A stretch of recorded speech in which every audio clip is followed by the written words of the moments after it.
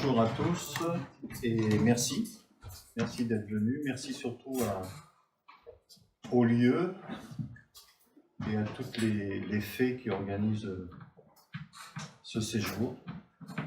Voilà, merci à Nicolas de m'avoir invité, de nous avoir invités.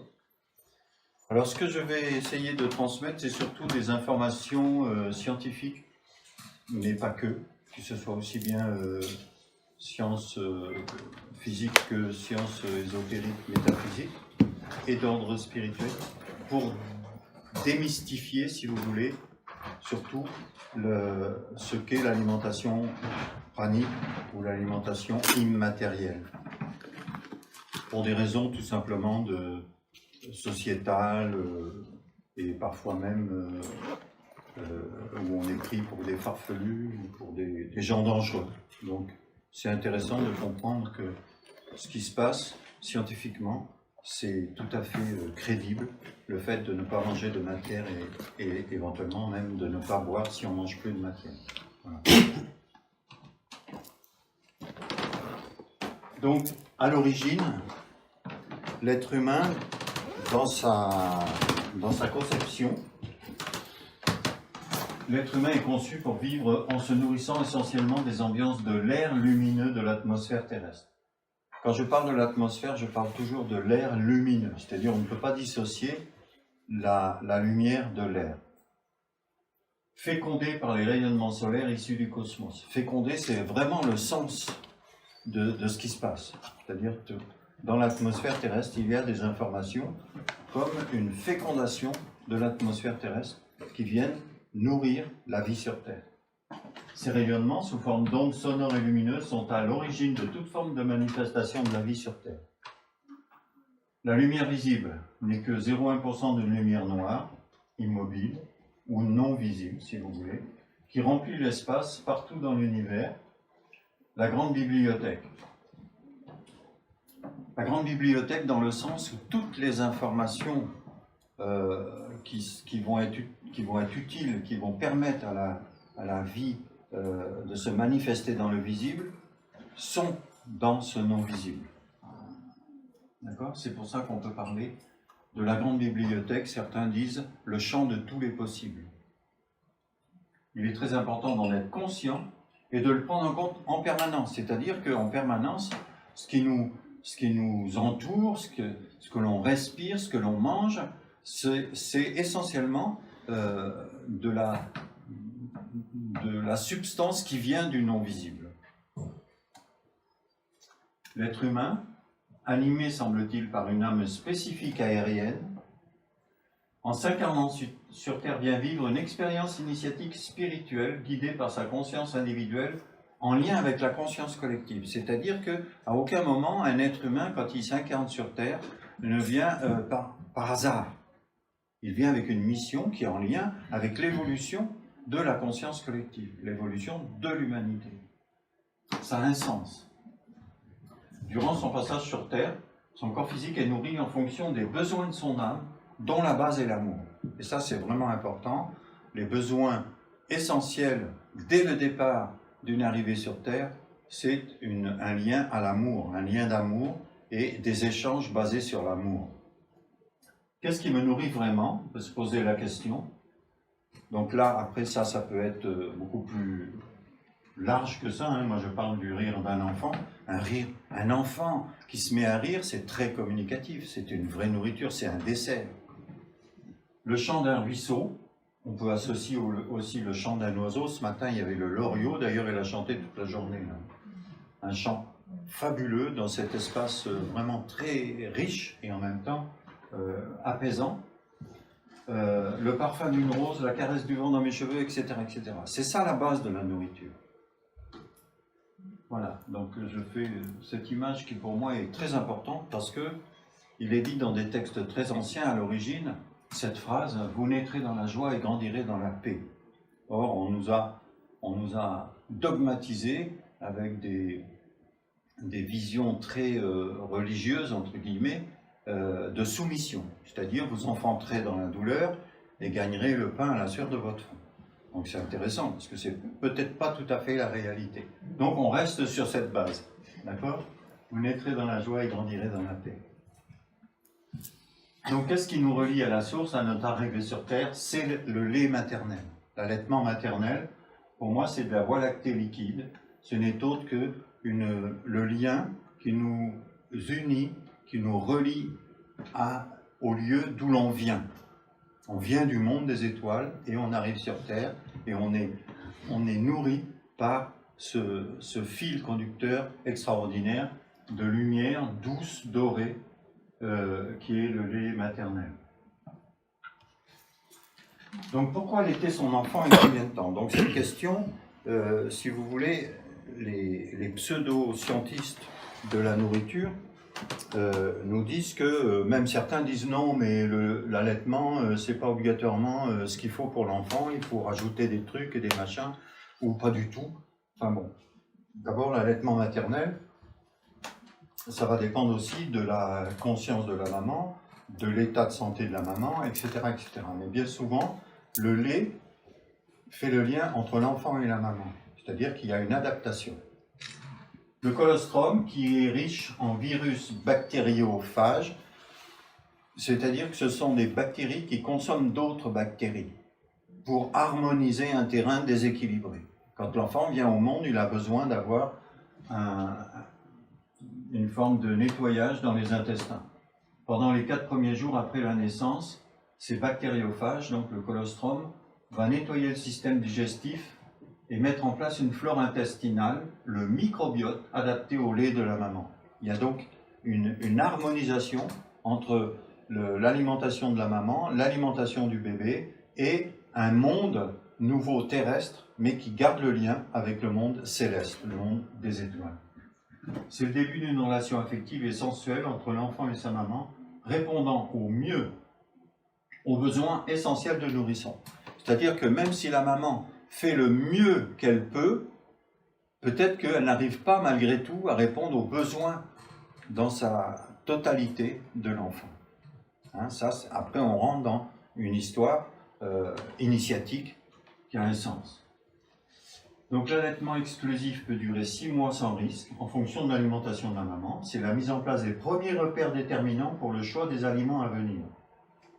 Donc toujours penser ça, manger ce que l'on aime et aimer ce que l'on mange.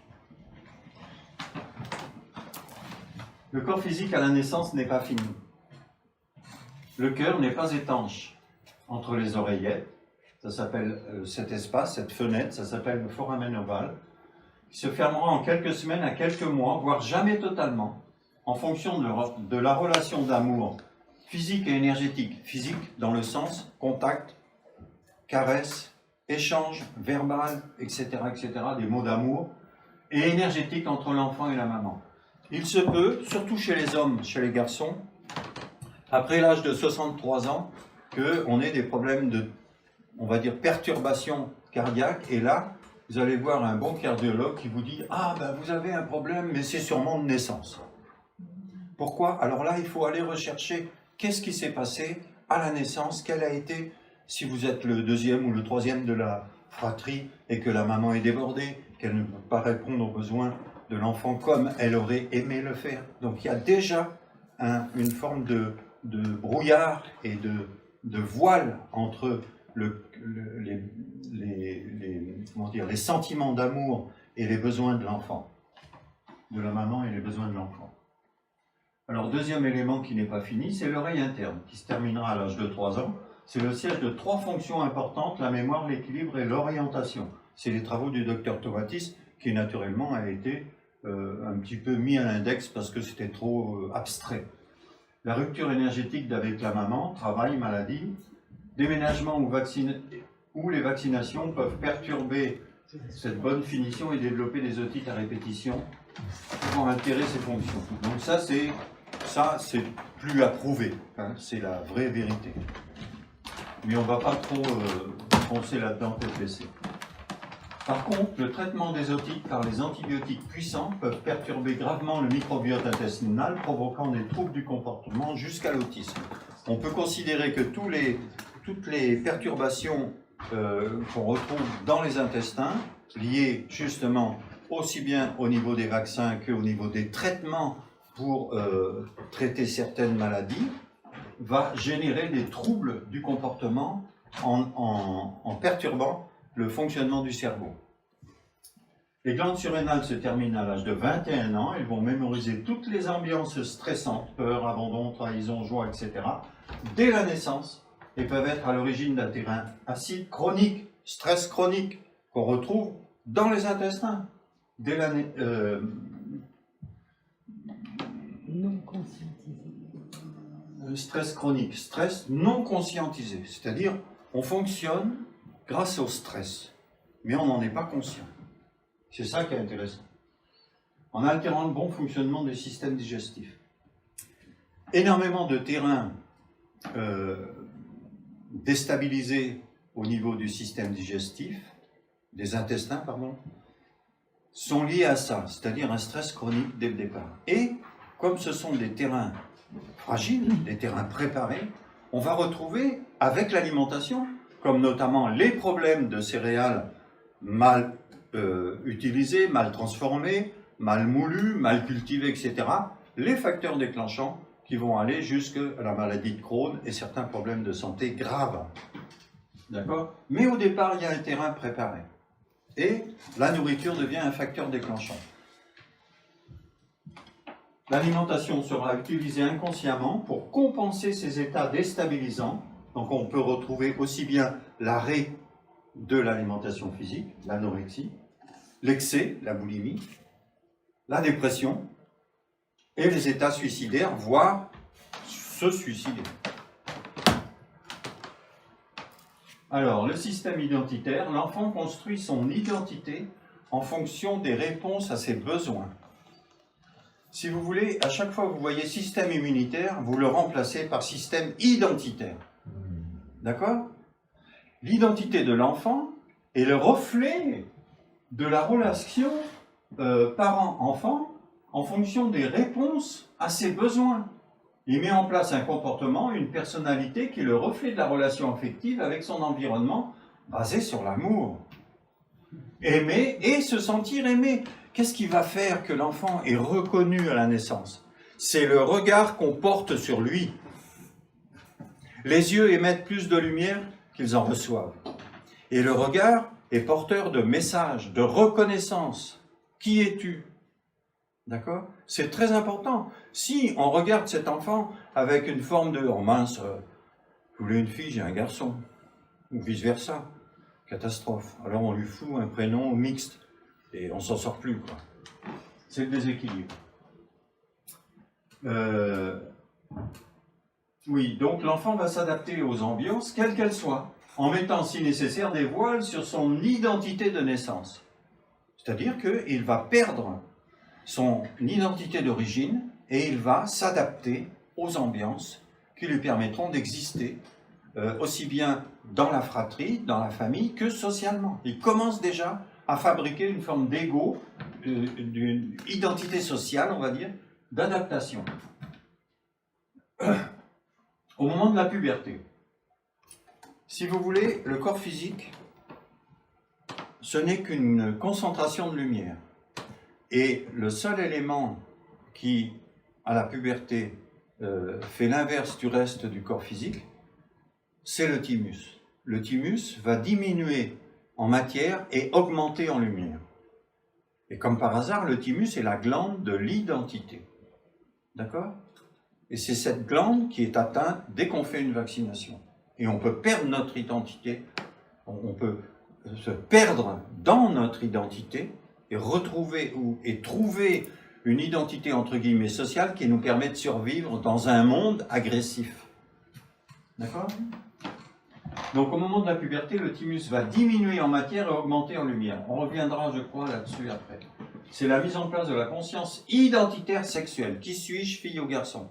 Donc j'ai fait une étude, une recherche à travers les travaux du docteur Gernez sur les origines de l'autisme, notamment chez les garçons, qui presque toujours sont liées à la naissance avec un excès de production d'hormones testostérone, donc d'hormones mâles, parce que, à mon avis, et il n'y a pas d'étude de fait là-dessus, mais je suis sûr que ça serait validé, en tout cas avec les exemples que j'ai sous la main, les enfants qui développent l'autisme, les garçons, dans le cadre d'une fratrie, hein, quand c'est le deuxième ou le troisième garçon, les parents veulent une fille, ils ont un garçon. Et là, c'est ce qu'a constaté Gernez, l'enfant développe un excès d'hormones de testostérone. Il le fait pour valider qu'il est un garçon. D'accord? On le regarde, on voulait une fille, et lui, il veut manifester par tous les moyens qu'il est garçon. Or, cet excès d'hormones de testostérone va perturber le thalamus, c'est une zone du cerveau, et c'est dans cette zone que se développe, c'est à cause de la perturbation de cette zone que se développent des dysfonctionnements neuronaux et qui nous entraînent dans une forme d'autisme. Dès la naissance, le terrain est vraiment déstabilisé et à la puberté, ça explose. D'accord ? Voilà. Donc cette conscience peut être très perturbée par les vaccinations qui risquent de voiler, voire chaotiser ses repères identitaires jusqu'à la recherche de l'identité sexuelle. C'est vers ces âges-là que certains garçons veulent être filles et filles garçons. Bon, c'est l'âge de la perturbation, voire l'autisme. L'alimentation matérielle devient alors une compensation de frustration. Ça, c'est très important de comprendre ça. De manque d'amour, de manque de reconnaissance existentielle. En réaction à cette déstabilisation, l'adolescent sera tenté d'aller vers l'utilisation de produits de substitution, jeux vidéo, alcool, drogue, médicaments, etc. pour fuir le monde dans lequel il se trouve à la quête d'un idéal qui lui convient. En général, l'alcool, c'est souvent lié à une déficience du lien au père. On va chercher dans l'alcool un espace imaginaire avec un père imaginaire idéal. D'accord ? L'alcool fait partie des drogues dures. Les goûts et les désirs évoluent. Plus les repères mis en place dès la naissance, basés sur l'amour et la reconnaissance, sont clairs et stables, plus il sera possible de manger ce que l'on aime et aimer ce que l'on mange. C'est très important de rester dans ce paradigme pour mieux comprendre après que... qui c'est qui nous parlait de la... C'est Michel. De ce petit-fils-là qui a été allaité pendant 2 ans, et puis là, il mange les tiges qu'il y a entre la fleur et le cœur du pissenlit, c'est-à-dire la tige qui supporte la fleur du pissenlit. Il aime ça, mais il ne faut pas se poser de questions. S'il aime ça, c'est très bien. Il aime ce qu'il mange. C'est intéressant. Manger un aliment qu'on n'aime pas est synonyme d'empoisonnement. Alors ça, c'est l'éducation qu'on a reçue, enfin moi je parle de nous, mais de l'après-guerre, où mange au moins ta viande. Bon, heureusement, nous, il n'y en avait pas, mais bon, quand même. Vous voyez, c'était ça. On était forcé de manger ce qu'il y avait dans l'assiette, même si tu avais envie de vomir. Donc, il y a un problème. Donc, tout ça, c'est à revoir et à réfléchir, parce qu'on paye plus tard tout ça. Bon, ce n'est pas la matière qui nous nourrit, mais ce sont les informations qu'elle contient. Donc ces informations véhiculées par la matière. Hein. Donc là, il y a suffisamment de travaux là-dessus. Hein. Je vous invite à regarder les travaux d'Émile Pinel et Jacqueline, qui a écrit les livres de Jacqueline Bousquet, mais il y a plein de gens qui parlent de ça. Donc moi, je ne fais que valider tout ça. Ces informations sont sous forme de flashs lumineux, les biophotons. Donc là, je vous invite à suivre aussi reprendre les travaux de Fritz Albert Popp, qui lui aussi, tous ces gens-là sont partis malheureusement, mais qui ont fait avancer cette vision de ce qui nous nourrit vraiment d'une manière phénoménale. On retrouve l'explication de Fritz Albert Popp dans le film Lumière qui est très intéressant, le petit passage, l'interview de Fritz Albert Popp. Donc les aliments vivants riches en biophotons actifs sont les meilleurs transporteurs, le mot n'est peut-être pas adapté, vecteurs d'informations lumineuses pouvant communiquer avec les structures de l'ADN du noyau des cellules. Structures de l'ADN, j'insiste là-dessus. Les biophotons se mesurent en ondes par seconde par centimètre carré. Un nouveau-né émet 200 biophotons par seconde par centimètre carré. C'est une boule de lumière à la naissance. Il n'est pas encore dur, il est mou. Il va devenir matière progressivement. En fin de croissance, il n'émet plus que 100 biophotons. La lumière est devenue matière. C'est très intéressant.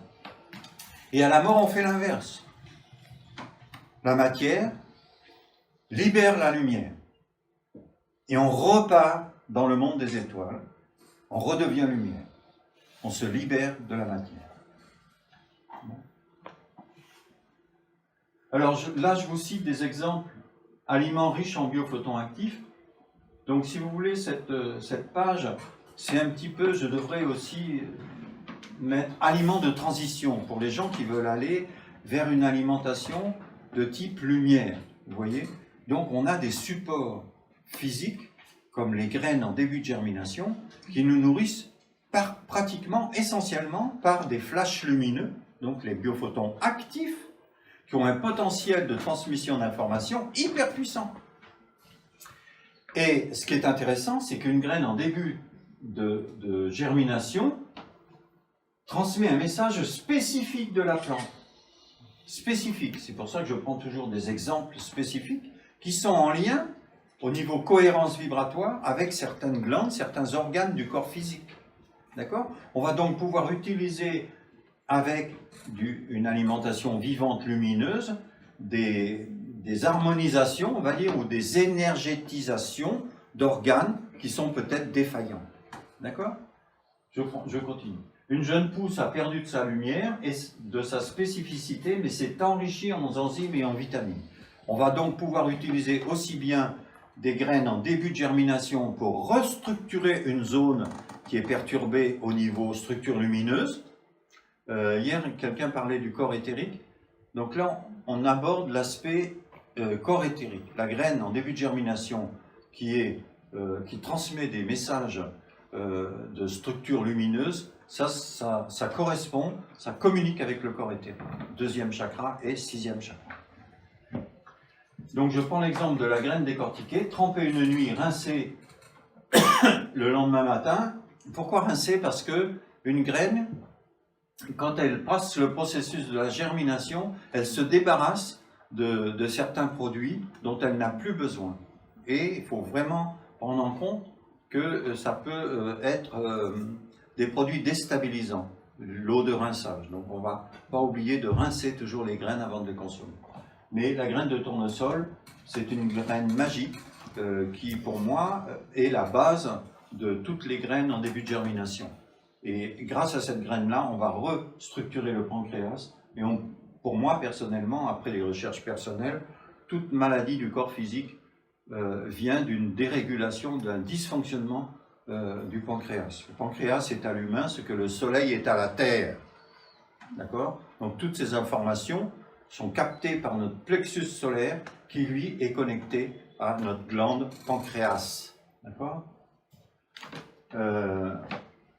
Voilà, donc rincer le lendemain matin, bien mâcher. Alors là, on est encore dans le stade de mâcher pour transformer cette nourriture dense en bouillie lumineuse, d'accord? Voilà.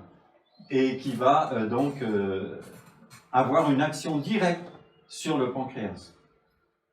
Je prends l'exemple de la graine de seigle. Alors, vous savez, les graines, elles ont une faculté extraordinaire, c'est qu'elles peuvent faire apparaître des éléments qui n'existent pas dans l'analyse de la graine sèche. On prend le cas du seigle. Le seigle sec n'a pas de fer, mais un fer organique, c'est-à-dire un fer qui est vivant et qui a la faculté justement d'être une nourriture assimilable directement. Or, le seigle, il est riche en manganèse, sec. Quand il passe le processus de germination, ça s'appelle une transmutation biologique, le fer apparaît. Et le seigle, dans l'expression sur Terre, est la graine qui développe le plus de systèmes racinaires. C'est extraordinaire le nombre de kilomètres de racines qu'il peut y avoir avec un grain de seigle. D'accord? Et donc, comme par hasard, c'est le seigle qu'on va utiliser pour dynamiser les glandes surrénales. D'accord? Et le fer est l'alimentation de base des glandes surrénales. Pourquoi? Parce que le sang, qui est riche en fer, quand il passe dans les glandes surrénales, les globules rouges seulement, parce que le sang ne circule pas dans les vaisseaux, c'est que certains éléments du sang, dont le globule rouge, quand il circule dans les vaisseaux, oui, en passant au niveau des glandes surrénales, va capter l'énergie magnétique du sol, l'énergie de notre terre, la mer, et plus il y aura de fer, plus les globules rouges seront puissants, enrichis, et plus ils pourront capter l'énergie magnétique de la terre. Ok? Donc on peut utiliser les graines de seigle, surtout quand on a beaucoup bourlingué, qu'on se retrouve déménager, habiter là, après là-bas, etc., etc. Ça génère des stress. Le fer va redonner une forme de connexion, de stabilité par rapport au lieu où on vit. Je prends la graine de fenugrec, qui est la meilleure pour gérer les problèmes de diabète en faisant le lien entre le pancréas et la thyroïde. Là, on n'aura pas le temps d'aborder tout ça, mais c'est très important. Le fenugrec est une légumineuse, donc un animateur. C'est lui qui va rejoindre, si vous voulez, le chakra, la thyroïde avec le plexus solaire, si vous voulez, les deux ont une complémentarité. Si j'ai le temps, je reviendrai dessus. Voilà. La graine de luzerne ou alfalfa, donc je pense que tout le monde qui travaille un peu avec les graines germées ont déjà vu la graine de luzerne en jeune pousse, est très riche en vitamines et en minéraux et en de nombreux oligo-éléments et en protéines. Là aussi, c'est une légumineuse, d'accord? C'est une source d'énergie et d'équilibre de l'organisme. Pourquoi? Parce qu'elle fait la connexion entre le ciel et la terre. Observez cette graine. On pourrait presque dire que ce sont des graines qui, autrefois, il y a encore une trentaine d'années, les anciens, quand ils semaient un champ de luzerne, ils le semaient quasiment à perpète. La luzerne, elle était là, elle s'implantait avec des racines pivots qui descendent jusqu'à la roche-mère, qui remontent en surface des éléments nourrissants et qui captent avec cette magnifique petite fleur bleu-violette l'énergie cosmique, céleste on va dire, pour faire une graine toute petite, mais qui a vraiment, on voit bien la forme d'une légumineuse. Voilà. Donc l'alfalfa, même chose, graine de connexion et très riche en oligo-éléments. Alors là, rapidement, je vous parle de mes sources, parce que souvent on me demande d'où viennent mes sources. Donc ça, c'est un travail personnel. Pour mieux comprendre, si vous voulez, les égarements dans lesquels on se trouve, il faut remonter à l'origine. Or, au 6e et 5e siècle avant notre ère, il y a certains scientifiques, philosophes, qui vivaient au contact de la nature, pas comme dans des labos ou des bureaux numériques, machin truc. Non, ils étaient en contact avec la nature. Et le premier exemple qu'on peut prendre, c'est Thalès. Thalès, qui est connu plus pour ses travaux sur les mathématiques, était un être très intéressant, qui a vécu longtemps en Égypte au bord du Nil, et qui a cru que tous les éléments viennent de l'eau. D'accord? Or, il avait un élève, un contemporain, parce qu'ils ont à peu près vécu à la même époque, ils sont morts la même année d'ailleurs, qui lui, Anaximandre, avait avait imaginé ou ressenti que tout vient de l'air. Et d'où le mot arché, archange, on peut dire arc-en-ciel aussi. Mais il fallait qu'il y ait, si vous voulez, une raison pour que ça commence. Et donc il a trouvé un mot qu'il a appelé apeiron. Vous pourrez trouver tout ça, hein, vous le trouverez hein, si vous cherchez. Apeiron, qui signifie le commencement et le commandement. Pour qu'il y ait un début quelque chose, il faut qu'il y ait un ordre, il faut qu'il y ait un commencement. D'accord? Voilà. Et on va voir à quel point c'est important. Hein, on parlait hier de la biologie cellulaire. Pour qu'une cellule soit renouvelée quelque part, il faut qu'il y ait une raison, il faut qu'il y ait un appel quelque part. Voilà, on verra si on a le temps, je vous expliquerai ça aussi. Et puis Anaximandre avait un élève qui s'appelait Anaximène, qui a vécu un peu après, mais pas longtemps, où lui, il a synthétisé tout ça. Et il a vraiment expliqué que l'air est le premier principe duquel découlent toutes les autres. Les mots air, esprit, souffle, âme, éther, essence divine sont synonymes. Donc tout ça, si vous voulez, c'était 5 siècles avant notre ère. Qu'est-ce qu'on en a fait aujourd'hui? Est-ce que peut-être on ne revient pas vers ça? Ça serait intéressant. Donc, question, d'où vient l'azote atmosphérique? L'azote qui est considéré comme un gaz neutre, hein, c'est quand même grave. Donc la ionosphère, zone de rencontre entre le champ d'énergie solaire et le champ d'énergie magnétique terrestre, est une interface générant un plasma froid qui permet à l'azote d'apparaître ainsi que les acides aminés sous forme ionique. La ionosphère est comparable à la membrane d'une cellule, la Terre. L'eau sous forme gazeuse, vapeur, apparaît et se condense progressivement à partir de la ionosphère, mais n'est pas toujours dessolable. Ça, c'est important. L'atmosphère terrestre est constituée de différentes couches séparées par une mince couche d'eau à 4 degrés, comme un immense condensateur. Travaux de Victor Schauberger, très intéressant, les travaux de Victor. Chaque couche chargée d'informations va se décharger en transmettant ces informations à une couche voisine, générant une différence de potentiel à l'origine de l'électricité atmosphérique. Différence de potentiel, c'est ça. C'est-à-dire qu'on génère des polarités. Les informations venues du cosmos transmises par le Soleil vont progressivement se charger des ambiances de l'atmosphère terrestre, l'âme de la Terre, afin de nourrir la vie sur la planète. L'ambiance de la manifestation de la vie sur Terre est le reflet de l'ambiance de l'atmosphère terrestre et vice-versa. Les champs d'énergie de la Terre et du Soleil communiquent entre eux en permanence. D'où vient la matière? Donc là, il faut que je fasse vite, je ne rentrerai pas trop là-dedans. Toute forme de matière vient du non visible et apparaît avec une chronologie similaire partout dans l'univers grâce à l'énergie du vide généré par un vortex en réponse à une demande dans le visible. C'est ça qui est important. Le commencement lié au commandement. Dans l'ordre, plasma, vapeur, liquide, moelleux ou gel et solide. C'est comme ça que le sang apparaît. Chaque particule de matière, photon, s'organise en fonction d'une structure lumineuse dans un champ morphogénétique qui existe dans le non visible avant l'apparition de la matière dans le visible. Je m'explique. Vous prenez une graine, on prend le cas du blé, on la fait tremper, la graine commence à germer, commence à s'ouvrir. Elle va générer un vortex, deux vortex, un vortex connexion cosmique et un vortex connexion tellurique. Dans le vortex de la connexion cosmique, il y a une structure qui existe, non visible, qui va permettre aux éléments de la matière de devenir visibles et organisés sur cette structure. D'accord? L'humain, c'est pareil. Ça fonctionne comme ça. Donc, le principe de fonctionnement d'un vortex, donc la matière est en suspension dans l'univers. Chaque particule, ça vient du latin partes, qui veut dire enfanter. Et donc, pour une raison justifiée, un vortex apparaît. Je vous ai parlé du grain de blé, mais ça peut être n'importe quelle autre chose. À la naissance, c'est pareil. À la conception, pardon.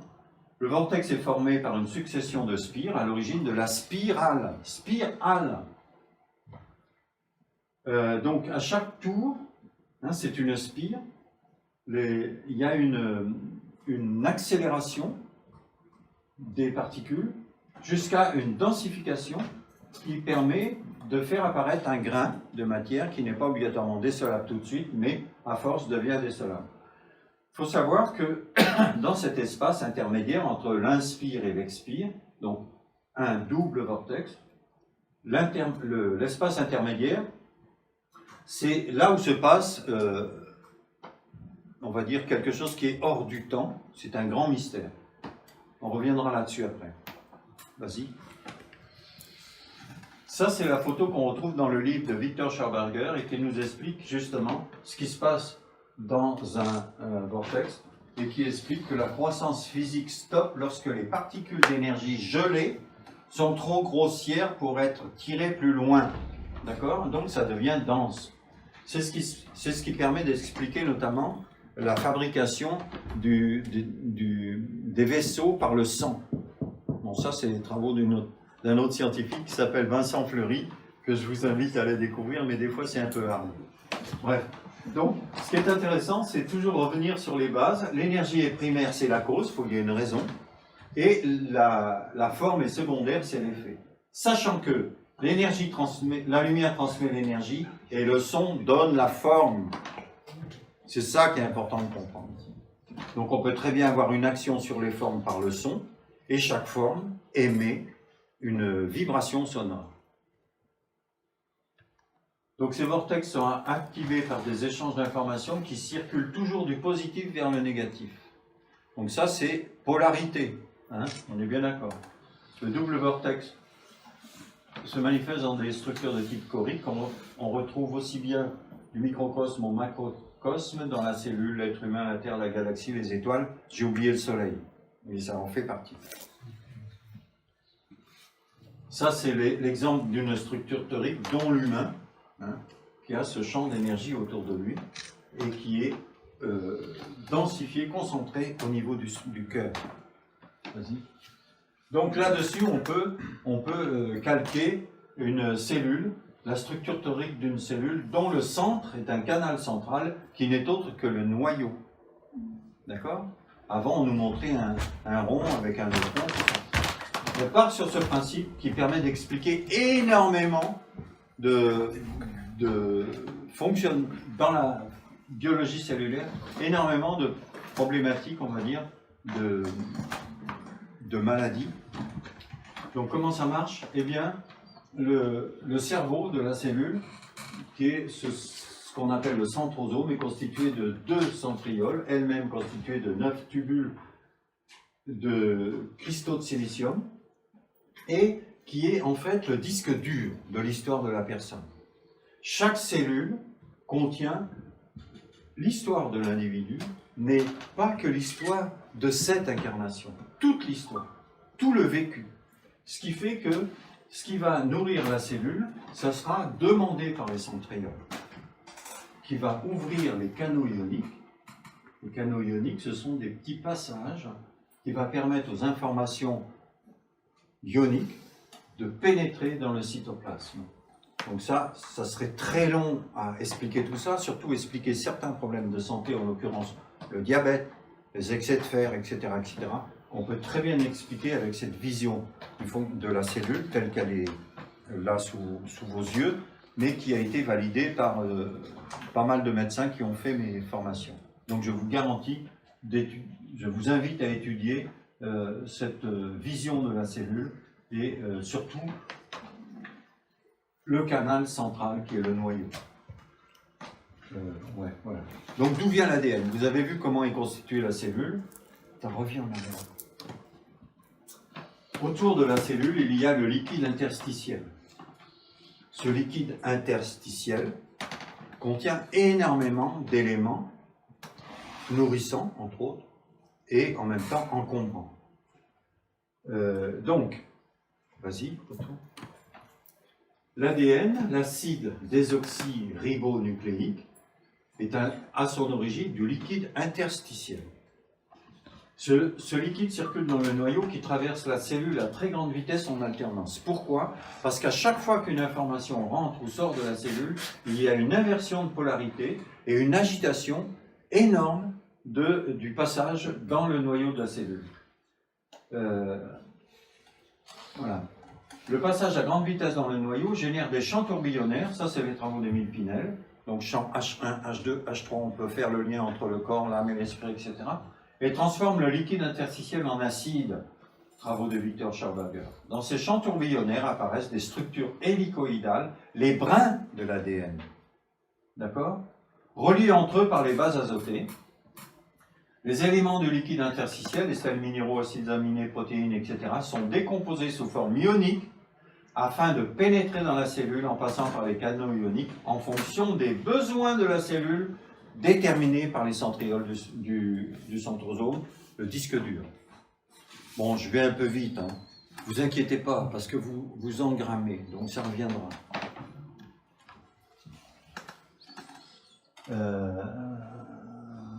Bon, non, passe. Donc je fais le lien entre le plasma quinton, le sang et l'eau de mer. Le plasma quinton contient tous les éléments du tableau de Mendeleïev, comme dans le sang humain. En isotonique, il permet une reminéralisation rapide du corps humain. On trouve dans le zooplancton des organismes ayant les structures des 5 solides de Platon, base de la géométrie sacrée de l'humain. le phytoplancton, bactéries, cyanobactéries, algues, cellules. En fait, c'est l'évolution du monde bactérien qui sort du non-visible, travaux d'Antoine Béchamp, pour devenir progressivement bactéries, cyanobactéries, algues et cellules. Charles Laville nous dit, l'algue est l'élément primordial de la vie. Toute cellule vivante, y compris la cellule humaine, n'est rien d'autre qu'une algue vivant au sein de l'eau, d'une eau qui n'est elle-même qu'un milieu marin dilué. Réfléchissez, c'est très important. Donc là, une petite allusion, alors ça c'est perso, vous n'êtes pas obligé d'adhérer à tout ce que je dis, c'est simplement des pistes de recherche. Le prana est une énergie lumineuse visible et non visible, chargée d'informations sous forme ionique contenues dans les ambiances de l'air que nous respirons. Les informations qui traversent la membrane cellulaire sont sous forme ionique. L'atmosphère terrestre contient 78% d'azote, base de toutes les protéines nécessaires à notre corps physique. Le microbiote de l'ensemble du système digestif, riche en bactéries, détient la faculté de transformer l'azote de l'air en protéines assimilables par notre organisme. L'atmosphère contient aussi beaucoup de vapeur d'eau qui n'apparaît jamais dans la composition officielle de l'atmosphère terrestre, à l'origine de la manifestation de la vie associée à la lumière. Le sang se fabrique naturellement dans les poumons. Travaux du docteur Marc Launay.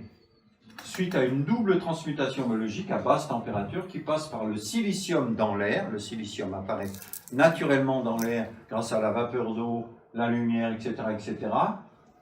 C'est une double transmutation biologique basse température, puis le fer apparaît dans les poumons, qui est à l'origine des globules rouges.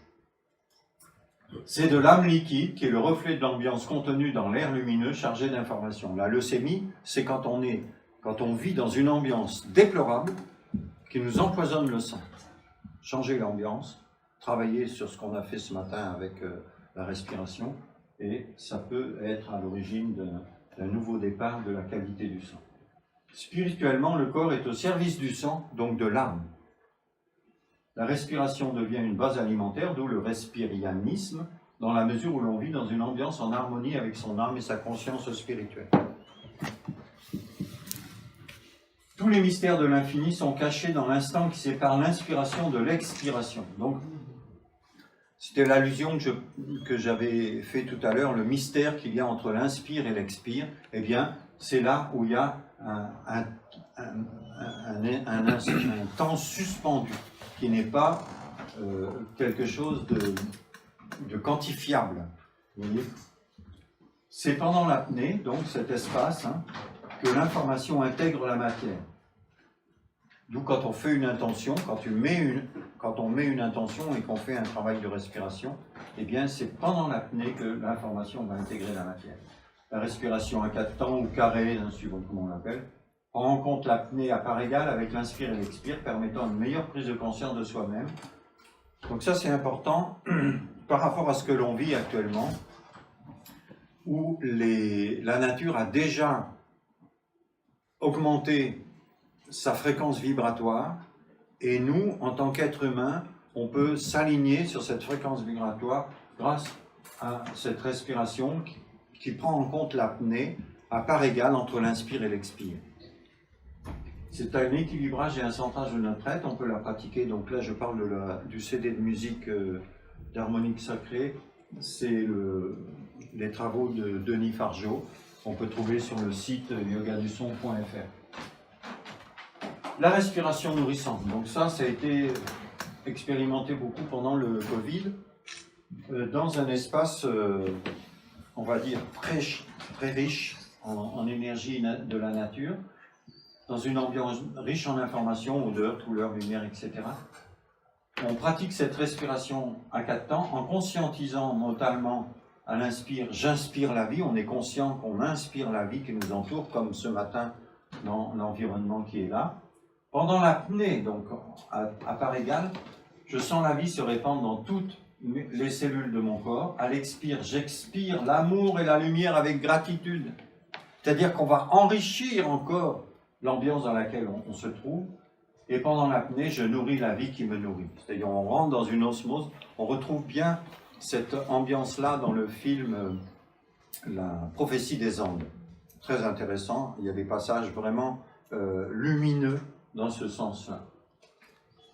L'eau est plus importante pour ce qu'elle emporte que pour ce qu'elle apporte. Jeanne Rousseau. L'eau que l'on boit est essentielle pour nettoyer, purifier, amener de la lumière dans notre organisme et pour nous transmettre les informations.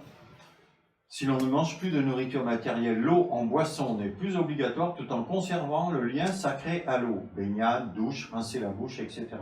Pour ceux qui font à l'occasion des jeûnes secs, se rincer la bouche, c'est vraiment idéal. C'est comme si on avait bu 1 litre d'eau, alors qu'on a craché un verre d'eau. L'eau qui nous hydrate apparaît entre les deux parois des phospholipides de la membrane de chaque cellule à chaque fois qu'une information traverse cette membrane grâce à un flash électrique provoqué par une différence de potentiel instantanée entre l'intérieur et l'extérieur de la cellule. Ça aussi, on peut l'expliquer scientifiquement, ça a été validé par Jacques Collin qui nous a quittés il n'y a pas longtemps, malheureusement, lui aussi. L'eau est cachée dans l'air lumineux, elle est intelligente, elle apparaît là où la vie le demande, comme l'apparition du liquide amniotique sécrété par l'œuf fécondé dès son arrivée dans l'utérus de la maman. Donc ça, c'est bien d'en être conscient en permanence de cette énergie divine qui nous est offerte en abondance. La connexion à notre mère, la Terre, par des séances de sun gazing. Bon là, c'est à revoir l'histoire du sun gazing parce que c'est perso, donc c'est pas obligatoirement l'interprétation qu'on peut faire du mot sun gazing. Mais c'est l'accompagnement du lever et du coucher du soleil. Ok. L'être spirituel de l'eau, partout où elle le peut, l'eau arrache les êtres à la mort, elle tend toujours à l'équilibre, un équilibre vivant. Elle sert partout de médiateur entre les contraires, elle rassemble ce qui est séparé et fait jaillir quelque chose de nouveau, elle dissout toute forme trop figée pour la rendre à la vie. L'eau ne désire rien pour elle-même, elle s'abandonne à tout. Quand ce service est terminé en un lieu, elle se retire pour être prête à des créations ou des médiations nouvelles. L'eau s'ouvre à la lumière et dans les jeux colorés de l'arc-en-ciel, elle atteint le sommet des possibilités. Ça, c'est très important. Elle s'ouvre aussi aux harmonies, aux ordonnances du ciel et les communique aux germes de l'être humain, à l'embryon qu'elle baigne de toutes parts. Elle les communique aussi à l'esprit pensant de l'homme à travers une sphère d'eau dont elle enveloppe son cerveau. Pour toutes ces qualités, elle nous montre le chemin pour vivre en harmonie avec l'univers, dans la joie, la lumière et la paix. Passe-le ça parce que je ne sais pas. Voilà. Donc je voudrais terminer avec, si ça ne vous dérange pas, une prière qui est le Notre Père traduit de l'araméen. Donc ça y est pas dans la roue. Donc c'est intéressant de saisir le sens de tous ces mots, je ne vous l'expliquerai pas, simplement essayer de l'intégrer. Donc je vous récite cette prière. Ô donneur de vie cosmique, de toute radiance et vibration, adoucis le sol de notre être et creuse un espace en nous où ta présence puisse demeurer. Emplis-nous de ta créativité afin que nous ayons le pouvoir d'accomplir ta mission. Donne-nous la sagesse de produire et de partager ce dont tout être a besoin pour grandir et s'épanouir. Dénoue les fibres emmêlées de la destinée, comme nous libérons les autres des confusions des erreurs passées. Ne nous laisse pas être séduits parce qu'ils nous détourneraient de nos véritables intentions, mais illumine les opportunités du moment présent, car tu es la vision fertile, le donneur de vie, la réalisation, tandis que tout est réuni retourne à nouveau à la totalité. Merci. Merci. Alléluia. Alléluia. Merci. Voilà. Ça va, j'ai respecté le contrat. Elle est vite trop rapide. C'est dense. Mais oui, mais j'ai toujours peur d'être trop long. C'est bon, c'est bon. Bon, ça ira. Est-ce qu'il y a des questions? Oui, j'aimerais bien avoir cette prière. Oui. Mais elle est enregistrée? Non? Oui, je peux vous l'envoyer par mail. Il faudra me donner le mail. D'accord. C'est Notre Père traduit de l'araméen. Et pour moi, c'est tellement... c'est même, on peut dire, c'est spirituel et en même temps émotionnel. Et j'irais presque dire scientifique. Oui. Oui, moi, c'est le sens des vortex dans les Ah oui. centrioles quand elles sont activées. Ouais, alors là... Ouais. Ok, Je bah sais. c'est ça. Ouais. Il faut, alors, Les travaux sur les centrioles viennent d'un être exceptionnel qui a eu un cancer jeune, vers l'âge de 30 ans, qui s'appelle André Bourré, et qui a fait des recherches partout et qui trouvait que des trucs plein de non-sens au niveau de la biologie cellulaire. Il a écrit un livre qui s'appelle Vaincre le cancer par la centriologie, qui a été édité par La Vie Claire, les éditions La Vie Claire, dans les années 75 par là. Et il a écrit plein de courriers à tous les responsables de la maladie, parce que la santé, le ministère de la Santé, ça n'existait pas, c'était le ministère de la maladie, tout ce qui s'occupait de la maladie, mais personne ne s'occupait de la santé. Bref. Et donc, à chaque fois, on lui a renvoyé un petit peu, restez chez vous, vous n'êtes pas diplômé, donc vous n'avez rien à dire. Ok ? Et ce gars, il a découvert que ce qu'on nous racontait sur la cellule, c'est grâce à lui, hein, et avec les travaux d'Émile Pinel, que je suis arrivé à ce schéma de la cellule.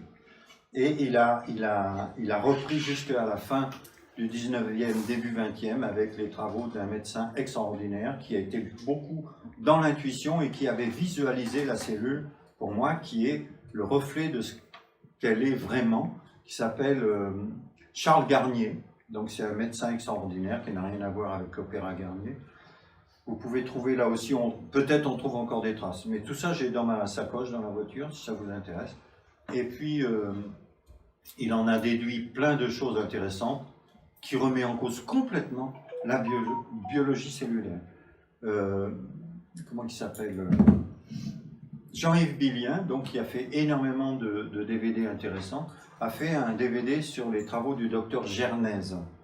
Et le docteur Gernèse, après avoir quitté la France, parce qu'il lui aussi il a été considéré comme un farfelu, parce qu'il s'est attaqué, enfin non, puisqu'il a proposé des solutions par rapport au cancer et plein de maladies, notamment les maladies de dégénérescence du cerveau, il a été mis à l'index et on l'a traité de tout. Il est parti à l'étranger et il a retrouvé il a suivi les travaux d'un docteur qui a continué les travaux d'André Bourré sur les centrioles et sur la centriologie et qui est allé beaucoup plus loin. Après, moi j'ai pas tout, hein, parce que je me souviens comme ça de ce qui m'intéresse. Mais je sais que la centriologie pour moi fait partie des éléments qui permettent de comprendre par exemple qu'on peut soigner à distance avec une machine ou une prière peut avoir une efficacité. D'autant plus que les centrioles, c'est des cristaux de silicium. Or, s'il n'y avait pas de silicium, par exemple, eh bien, on ne pourrait pas faire ça, ce qu'on fait aujourd'hui. Vous voyez, les cristaux de silicium, qui eux, viennent de l'air lumineux qu'on respire. Donc, le silicium vient de l'air lumineux. D'accord ? Comment vous pouvez expliquer que, par exemple, sur une côte où il n'y a que des falaises de calcaire, eh bien, le sable, c'est de la silice, 100% silice. D'où ça vient ? Ça ne vient pas de la côte. Ça vient de l'air lumineux qui se densifie, qui se cristallise et qui devient sable. Voilà. Donc ça, à force de le dire et de le répéter, il y a des gens qui commencent à prêter l'oreille et qui valident ça. Pour le sens des rotations, on peut dire que Victor Schauberger nous dit que depuis 2 siècles, toute l'énergie qui est utilisée dans notre monde industriel conventionnel est basée sur le principe de l'explosion. Or, l'explosion, c'est anti-naturel. Le principe de l'expression de la vie est basé sur l'implosion. Toute forme de matière apparaît grâce au principe de l'implosion et au principe de la cohésion, donc de l'amour. Voilà. Donc, on peut dire que dans le principe, dans un sens, on a une implosion et dans le sens inverse, on a l'explosion. On ne peut pas y avoir d'apparition de matière sans le principe de l'implosion et une libération avec le principe de l'explosion, voilà, qui change de rotation. À savoir que la radioactivité artificielle est une onde sonore qui inverse le sens de rotation, donc qui est explosive et non implosive. La radioactivité naturelle est une onde sonore qui implose, c'est-à-dire qui ramène la matière au sens naturel des choses. et qui permet à la forme d'exister. Une femme, en cours de grossesse, si elle est exposée à une radioactivité artificielle, aura un enfant à je ne sais plus combien de risques, malheureusement énormes, avec des malformations. D'accord ? Pourquoi ? Parce que les ondes sonores générées par la radioactivité artificielle sont des ondes qui dématérialisent. D'accord ? Et c'est ce qui est à l'origine de la majorité de la destruction des abeilles. Pourquoi ? Parce que les abeilles fonctionnent avec des échanges sonores, avec des ondes de forme, par des ronds, etc., des danses. Voilà. Or, la radioactivité artificielle est une onde sonore déstructurante. Voilà. Donc tout ça, c'est des détails, mais des détails qui font qu'on vit dans un système dont on peut passer à travers les gouttes. Mais plus on est conscient de ce qui se passe, et plus peut-être on peut développer des bulles énergétiques qui vont, grâce à la nature d'ailleurs, on voit ici, il y a quand même une énergie, des réservoirs importants d'énergie, à savoir que le châtaignier quand même souffre. Bon, je pense qu'il souffre comme partout, mais dans les Cévennes, les châtaigniers qui meurent sont plus liés à une forme d'abandon. On s'en occupe plus, comme faisaient nos arrière-grands-parents peut-être, ou nos grands-parents, je ne sais plus. Bref, où il y avait toujours les brebis qui venaient nettoyer etc. Donc, quand on abandonne quelque chose, au bout d'un moment, il se dessèche. Il manque d'amour. Et par exemple, les derviches tourneurs tournent dans le sens inverse des aiguilles du monde. Est-ce que tu peux nous... Il y a un sens et un autre sens. Un peu, parce que pour moi, c'est un détail qui a son importance. Et alors, les derviches, il y a plusieurs éléments. D'abord, c'est rare qu'il y ait un derviche seul. En général, il y a un champ d'énergie. Ils sont plusieurs. C'est souvent les soufis. Les soufis, ils ont des liens au niveau connaissances métaphysiques qui sont très très intéressants. Et le sens de rotation est certainement permet d'aligner les fameuses centrioles. Ce que j'expliquais, je ne sais plus si c'est à toi ou toi tout à l'heure. Donc il y a des scientifiques qui l'expliquent. L'alignement des centrioles dans le corps physique va permettre à la lumière de mieux traverser le corps physique de façon à ce qu'elle ne soit plus freinée par la matière, ce qui va permettre au corps de s'élever. Bon, je schématise, mais c'est grâce aux centrioles, qui sont des cristaux de silicium qui vont s'aligner quelque part sur une forme de connexion cosmo-tellurique et qui va rendre le corps physique plus léger. Voilà. Oui. Quel lien vous faites entre les mémoires cellulaires et l'impact sur les choix alimentaires? C'est un peu une double question par rapport aux mémoires cellulaires, le fait d'avoir été allaité ou pas. Alors le fait d'avoir été allaité, ça permet d'avoir une arrivée sur Terre. Je vous ai parlé des bébés lotus. Je sais pas si non. J'ai zappé ça. Oui. C'était marqué. C'est la ligne que tu as pas. C'était marqué. mais Alors est-ce que vous savez ce que c'est les bébés lotus? Non, c'est pas le bébé qui garde le dessus. Il y a du boulot. Les bébés lotus. Les bébés lotus. En fait, c'est au moment de la naissance. L'enfant sort du ventre de sa maman et découvre le monde extérieur et il est relié au placenta qui lui est une éponge riche en sang, mais c'est du sang, si vous voulez, qui est connecté au monde des étoiles, c'est un peu le double de l'enfant. D'accord? Et ce placenta a la mémoire des raisons pour lesquelles il vient sur Terre. Ce qui fait qu'on ne coupe pas le cordon. Le placenta quitte l'utérus et l'enfant est conservé avec le placenta.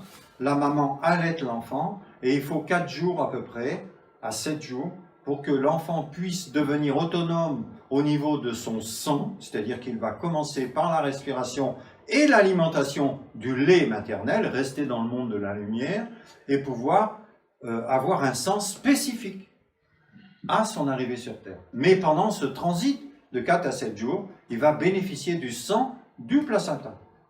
Et c'est quand le sang a complètement était récupéré par l'enfant, que le cordon se détache tout seul. D'accord? Voilà. Et c'est ce qui est appelé à devenir les enfants nouveaux, nécessaires. Et il y en a déjà beaucoup. Hein. Voilà. Ça se fait. Donc, pour terminer ta question, répondre à ça, plus, j'ai marqué, plus les repères de départ seront stables et basés sur l'amour et les échanges relationnels, physiques et métaphysiques avec la maman et le papa. Attention, le papa, il est derrière tout ça. Il est au-dessus de tout ça. Le papa, sa mission, c'est de s'assurer que la maman manque de rien. Pour que la maman puisse être en permanence le don de soi à l'enfant. Vous voyez? Je vous parle toujours de l'idéal et... Bon, il ne faut pas culpabiliser. Mais c'est sûr qu'il y a un impact après dans la relation à l'aliment. Voilà. Plus il y aura eu une arrivée sur Terre dans la douceur et dans l'accompagnement de l'atterrissage, plus on aura la faculté de choisir l'aliment qui nous correspond.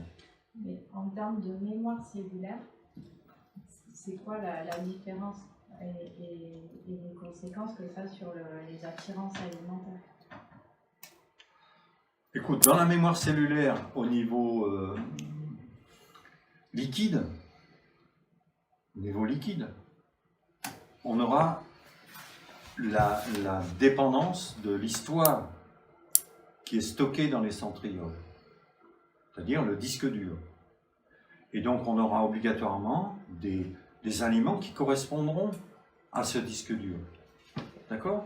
Mais le traumatisme, entre guillemets, de la naissance ou le déséquilibre qu'il peut y avoir entre l'enfant, l'environnement, la maman, etc., l'ambiance, va faire que les aliments qui vont pénétrer dans la cellule ne seront pas obligatoirement ce dont a besoin le cytoplasme, parce qu'il y aura eu ces voiles qui s'installent entre les centrioles et les énergies papa-maman. C'est pour ça que tout à l'heure j'ai fait une allusion au diabète. Le diabète s'installe dans les 15 premiers jours de la naissance. Pourquoi? Parce que la réponse aux besoins de l'enfant n'est pas obligatoirement idéale. Et l'enfant, il a besoin essentiellement de douceur. D'accord? Du ose. Tout ce qui est ose. Vous voyez ce que je veux dire? Glucose, pentose, etc. etc. Et on retrouve la fibromyalgie, c'est ça. Voilà. Donc, il faudrait étudier vraiment la biologie cellulaire de fond en comble pour arriver à répondre à cette question. Mais la mémoire cellulaire, il faut faire la différence entre une mémoire liquide et une mémoire solide. Voilà, la mémoire liquide, c'est en lien avec le deuxième chakra, deuxième et sixième chakra, alors que la mémoire solide, c'est en lien avec les surrénales, les glandes surrénales, qui va s'imprégner dans les os, dans tout ce qui est d'ordre solide, matière, cristaux. C'est bon?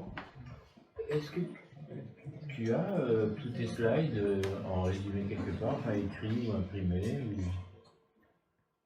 ou... On a fait la vidéo, elle sera publiée. Non mais là c'est une goutte d'eau. Oui, ouais, justement, alors est-ce que tu as un bouquin ou... Mais oui, il faut le faire, mais j'ai pas fait. Ah bah. C'est pas bien. Je retrouve des trucs que j'ai écrits il y a 10 ans, je me dis « Ah, c'est moi qui ai écrit ça, c'est génial !» J'avais complètement oublié. Eh ben oui, ça merde. Non, mais ça viendra, ça viendra. Ça viendra. Il paraît qu'il faut. Je le ferai. Sûr. Oui, c'est bon? Bah, on va faire avec. Pour en revenir sur les bébés Lotus, à part à la maison, il n'y a pas de centre de... Je connais aucune maternité. Pas encore, mais c'est à faire. Ouais, d'accord. C'est à faire, je suis désolé. On ne peut pas. Écoutez, est-ce que vous croyez que c'est naturel qu'une maman mette au monde un enfant couché sur le dos? Vous avez déjà vu une vache couchée sur le dos? Mais c'est débile. Débile. Ça marche pas. Le lien entre femme et vache, j'ai pas compris. C'est le chakra sacré, le deuxième chakra. Le lait de la vache, c'est comme le lait maternel, c'est de la voie lactée liquide. Je parle de l'exemple parce que la vache est sacrée. D'accord? Le bébé bébé lotus, est-ce qu'il a quand même été découvert par certaines ethnies ou civilisations? Alors, Oui. oui, C'est ça, et- c'est une femme Amérique du Nord, je crois, ou Oui. Amérique du Sud, qui a ramené ça en Europe. Et je crois qu'elle s'appelle Madame Lotus. Oui. C'est pour ça qu'on appelle ça bébé lotus. En fait, elle voyait entre le bébé et le placenta, par le cordon, elle voyait l'énergie qui passait. Et puis en fait, quand il n'y avait plus d'énergie, eh ben, le cordon se détachait. naturellement. Et donc, les bébés qui ont la chance de naître comme ça, eh ben, bien souvent, ils ont la mémoire de ce pourquoi ils sont venus sur Terre. Voilà. D'accord.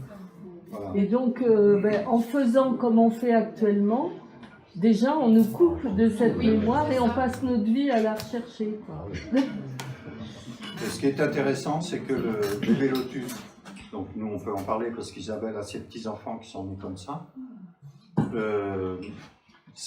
on voit la différence avec l'enfant dans son environnement. Il est moins perdu, il est beaucoup plus sûr de lui, il est capable d'avoir une forme de discernement dès le départ. C'est ça qui est important. Et c'est ce qui nous manque le plus. Hein. Et si vous voulez, on a fabriqué des générations d'ignorants. Mais l'ignorance est la porte ouverte à la désinformation. C'est pour ça que maintenant, c'est trop facile de désinformer le monde. Voilà. Et c'est pour ça que c'est important de comprendre ça. Et il faut faire des lieux de naissance avec les bébés lotus. Et ou Ça pouvoir pose aucun accoucher à la problème. maison. Moi, j'ai jamais Oui. entendu parler de sens comme ça. La question que je me pose, c'est que quand une maman donc laisse le cordon accroché jusqu'au bout, c'est-à-dire que pendant plusieurs jours, elle reste allongée. Non, Non, parce que le placenta, il est plus dans la maman. je traîne d'aller le bébé avec On peut laisser... On balade le bébé dans un couffin avec le placenta. Oui, mais même pas, on le met... Ouais. Si on accouche chez soi, on a un grand lit, le bébé, il est dessus, il a le cordon et le saladier à côté, et quand la maman l'allait, eh ben, on peut déplacer un peu le saladier, mais voilà, on met du gros sel pour que ça pourrisse pas, et que ça se conserve, et voilà. Et de la lavande, enfin voilà. Des Ça- huiles essentielles. Oui. Moi, j'ai vu une maman avec son cordon et son bébé au bout marcher, Ah ouais. et le cordon a séché au bout de 14 jours. En Italie, Mm. d'ailleurs. Et qui c'est qui était bientôt. C'est bon, Nicolas? Je ne veux pas trop retarder parce qu'après tu vas... Ouais, bah écoute, c'est parfait. Merci bon beaucoup. Hein. Ah oui. Avec plaisir. Alors, cette nouvelle,